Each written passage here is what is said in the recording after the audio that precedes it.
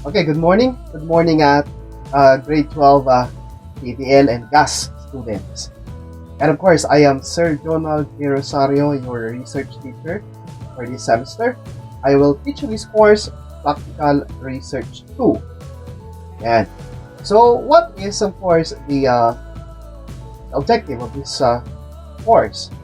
And the objective of this course is to develop your critical thinking and problem-solving skills through quantitative research.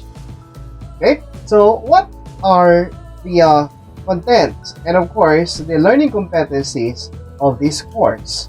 Okay, for week 1 to 3 of the first quarter of this course, Practical Research 2, so we have content standards.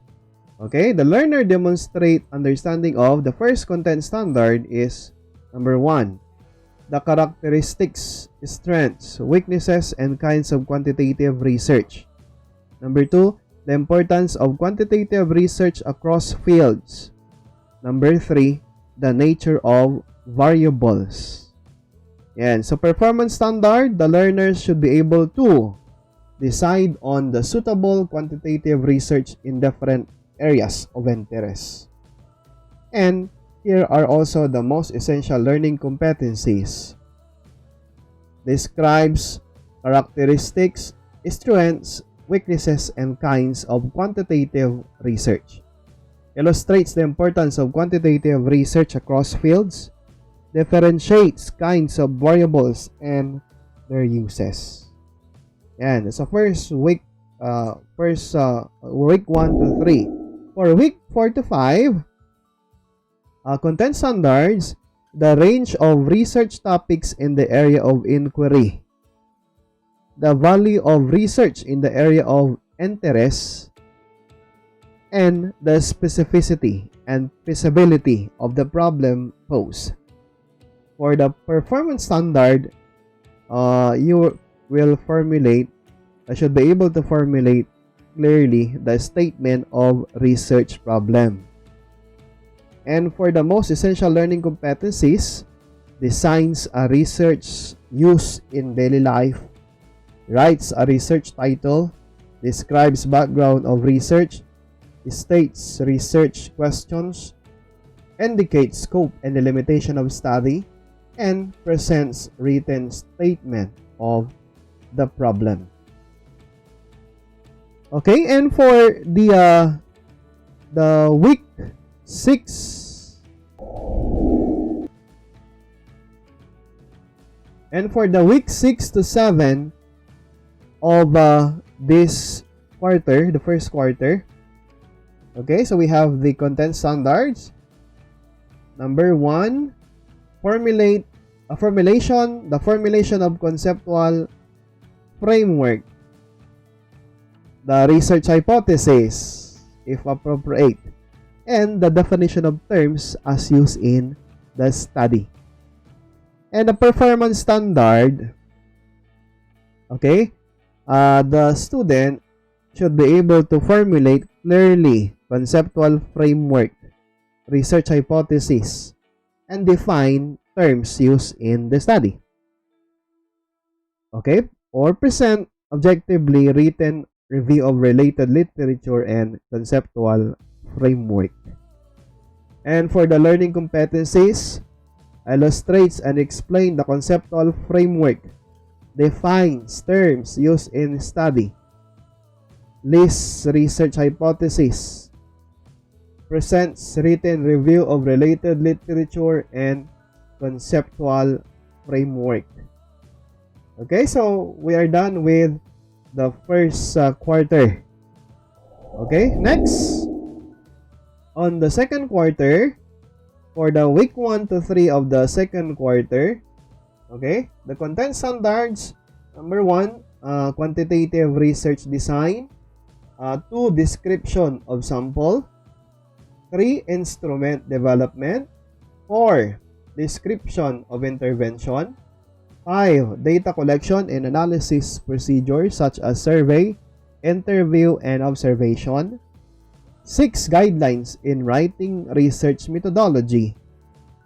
And for the performance standards, the learner should be able to describe adequately quantitative research designs, sample instrument use, intervention, data collection, and analysis procedures.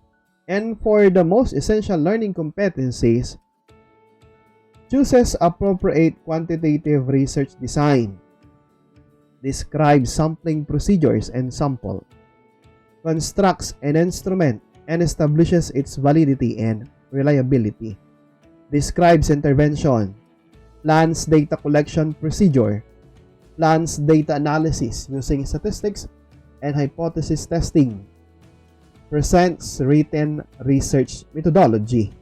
Okay? For the week 4 to 7 of this second quarter, okay, for the content standards, okay, number 1, data collection procedures and skills using varied instruments. Number 2, data processing, organizing, and analysis.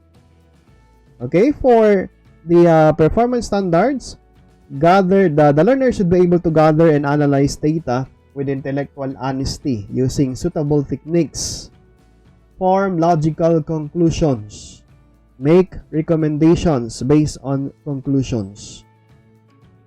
Okay, so MELC, or the most essential learning competencies, collects data using appropriate instruments, presents and interprets data in tabular or graphical form,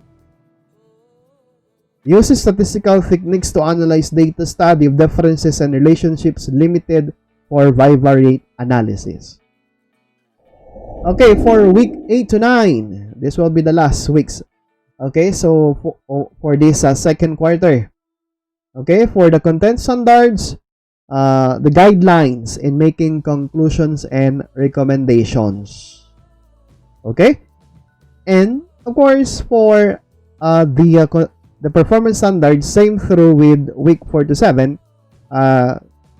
gather and analyze data with intellectual honesty using suitable techniques, form logical conclusions, and make recommendations based on conclusions.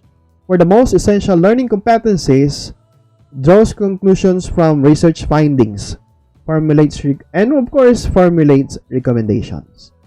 Okay, so ito lahat yung ating mga ito yung contents, no? The performance standards, the content standards, and of course, the most essential learning competencies of this course. On the first and second quarter, on this first semester.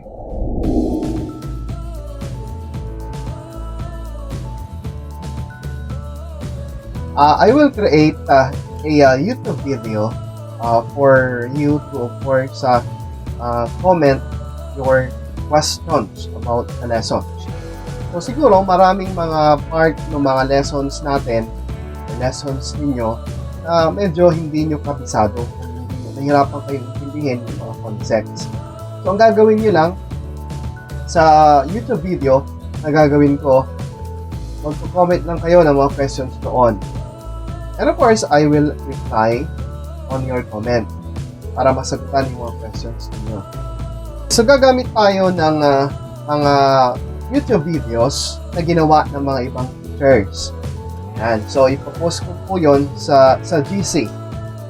Okay? Ipopost ko din sa ating Facebook social learning dun sa ating unit. Okay, but in return, ang mag-like po tayo dun sa video nila at of course, huwag kakalimutang mag-subscribe. Kasi hindi po madali ang gumawa ng video. It takes time. Yan. Okay? So, ganun po. Mag-like and mag-subscribe. Okay, so that's all for today, class. Yan, abangan nyo na lang yung mga susunod ko pang video. Okay, para maging updated kayo. At of course, alam nyo yung mga kailangan gawin on this course. Yan, so enjoy learning and good luck sa inyong lahat. Keep safe sa inyong lahat.